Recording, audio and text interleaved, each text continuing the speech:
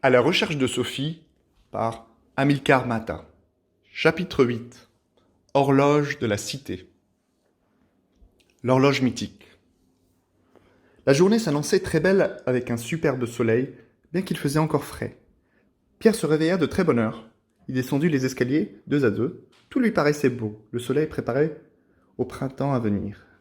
Il faisait encore frais, mais le printemps était déjà en train de tambouriner sur son cœur. Il avait gardé un souvenir magique de leur baiser. Son originalité le rendait si beau. C'était très étrange, car ils se connaissaient si peu. Cependant, ils semblaient partager un lien si unique et si original. Il se remémorait la sensation sous ses lèvres du grain de beauté de Sophie, qui se trouvait sur sa paupière gauche. À chaque fois qu'elle ouvrait les yeux, son grain de beauté se cachait dans la paupière, comme un petit panda qui se cachait dans la fourrure laiteuse de sa mère. Il se mit à sourire en pensant à cela. C'était naïf, mais il appréciait de savourer les choses simples de la vie. Il connaissait le lieu du rendez-vous, car il était assez mythique. Avec sa dorure refaite ces dernières années, l'horloge se trouvait sur l'île de la Cité, à l'intersection avec le pont au Change. Il était un peu en avance, comme à son habitude. Il en profita pour faire le tour de l'île de la Cité en longeant la berge et visiter la cour de cassation, la plus haute juridiction juridictionnelle en France, une sorte de cour suprême. Le ciel se dégageait. Il espérait qu'il allait faire beau aujourd'hui et qu'il aurait, avec Sophie, l'opportunité de se balader sur les berges de la Seine. À chaque fois qu'il longeait les berges, il prenait conscience de la chance qu'il avait de se balader dans une des plus belles villes au monde, pour ne pas dire la plus belle ville. En arrivant au square du Vert-Galant, il découvrit ce petit parc original, au cœur de Paris, mais protégé de son tumulte. Il continua à longer le quai des Orfèvres, siège historique de la préfecture de Paris. Il se rendit compte qu'il était presque en retard à force d'admirer les beautés architecturales. Le temps était passé, bien trop vite. Soudainement, il eut une sorte d'excitation à l'idée de retrouver Sophie. Il se mit dans l'idée de l'embrasser de la même manière. C'était peut-être osé, mais il n'avait qu'une seule vie à vivre. En reprenant rapidement le boulevard, il ne put s'empêcher de s'arrêter quelques instants pour admirer la beauté de l'entrée du tribunal de grande instance de Paris.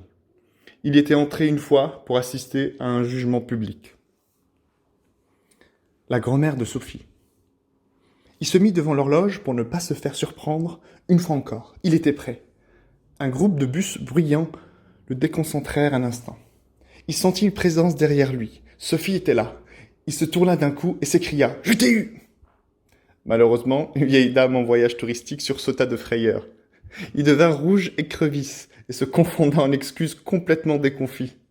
Il entendit au loin un éclat de rire qu'il reconnut sans se retourner. Il sentit Sophie lui prendre le bras et tranquilliser la dame avec un sourire. « We are sorry ». Elle le sortit avec légèreté de cette situation inconfortable. Il se pencha vers elle pour la remercier. À la place, il l'embrassa sur les cheveux sans s'en rendre compte. Sa chevelure sentait si bon qu'il s'oublia un instant. La vieille dame reprit ses esprits. Elle prit un instant pour les regarder, leur sourit, et s'en alla en s'exclamant avec un accent « Ah, l'amour !» Ils restèrent un instant suspendus à ces mots. « Bonjour ou bonsoir » dit-il, car le soleil ne s'était pas encore complètement couché. « Bonsoir » dit-elle. « Merci de m'avoir sauvé » dit-il en se tournant vers elle. « Je croyais que c'était toi » dit-il gêné. « C'est vrai qu'il y a une vraie ressemblance » dit-elle. « C'est ma grande tante. » Il s'arrêta d'un coup et écarquilla les yeux. « Mais non, je te taquine, gros bêta » dit-elle en lui donnant un léger coup de poing sur l'épaule, rempli de tendresse. Il fit semblant d'avoir mal avec un beau sourire. La vieille dame a dû se dire que les Parisiens sont vraiment fous, dit-il. Un silence de réflexion de quelques secondes s'installa.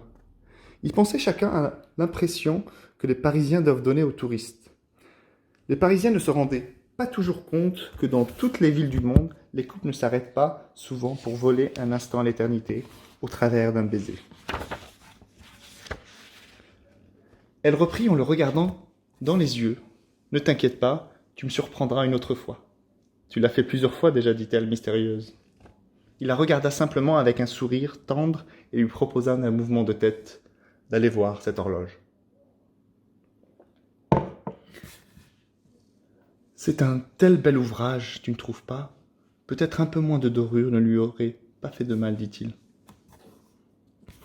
J'ai lu que l'horloge datait du XIVe siècle. Elle accueillit la première horloge publique de Paris. Habituellement, au Moyen-Âge, les églises en Europe maîtrisaient le temps avec les horloges. C'était intéressant. Ce pouvoir civil qui reprenait son emprise sur le temps.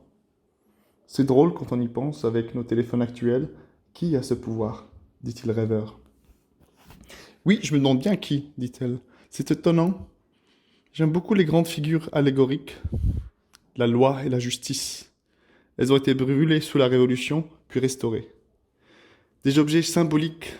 Le temps, la loi, la justice. Je pense à un truc, dit-il soudainement. Il la prit par la main et l'emmena en direction du pont au change. Elle le suivit curieuse de savoir ce qu'il manigançait. Il avait les mains douces et chaudes.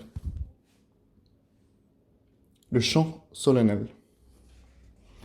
Il traversa le passage piéton prenant soin de sa sécurité. C'était un peu paternaliste mais mignon. Il s'arrêta au milieu du pont côté est. La rue était calme et il n'y avait presque pas de vent. Je ne suis pas superstitieux, cependant, dit-il mystérieux.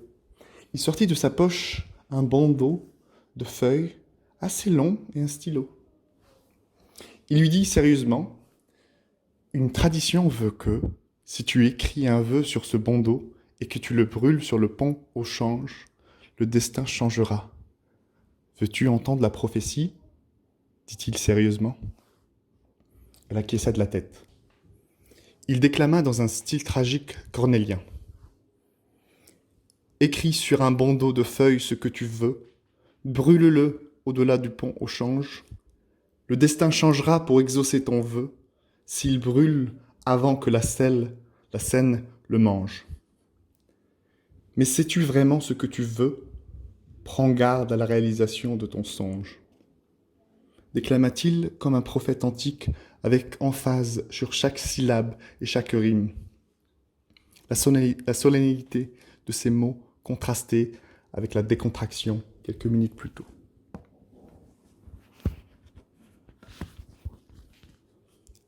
Elle prit de manière majestueuse des deux mains le bandeau et le stylo et sortit de sa poche un agenda pour avoir un appui sur le garde-corps.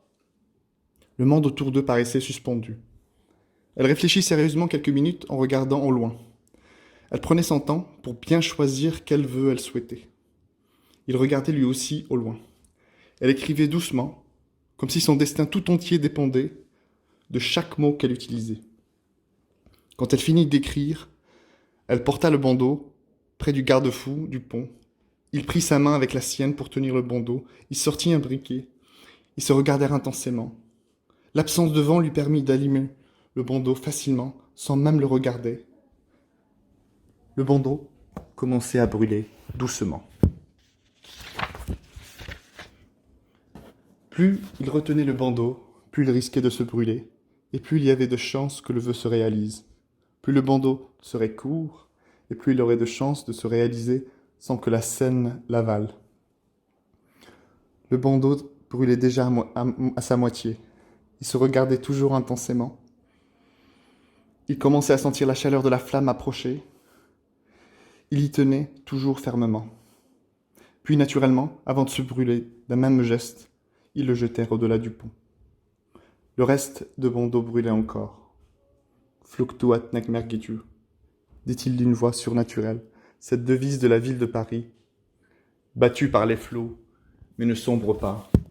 Il la prit dans ses bras, instinctivement, et se serra contre lui, en regardant le reste du bandeau. À quelques mètres de la Seine, il brûla et disparut. Elle était dans ses bras. Ils se retournèrent l'un vers l'autre et se souriaient de la satisfaction que le bandeau brûla avant d'atteindre la rivière. Le vœu se réalisera, peut-être. Leur visage était proche. Il se pencha et l'embrassa d'un baiser hors du temps. Tout disparaissait autour d'eux. Chaque frémissement de leurs lèvres les transportait dans une autre dimension. Il semblait qu'ils communiquaient dans un langage surnaturel. Leur baiser dura une éternité. L'intensité de ce baiser les troubla énormément. Elle s'écarta avec douceur, puis s'approcha de son oreille.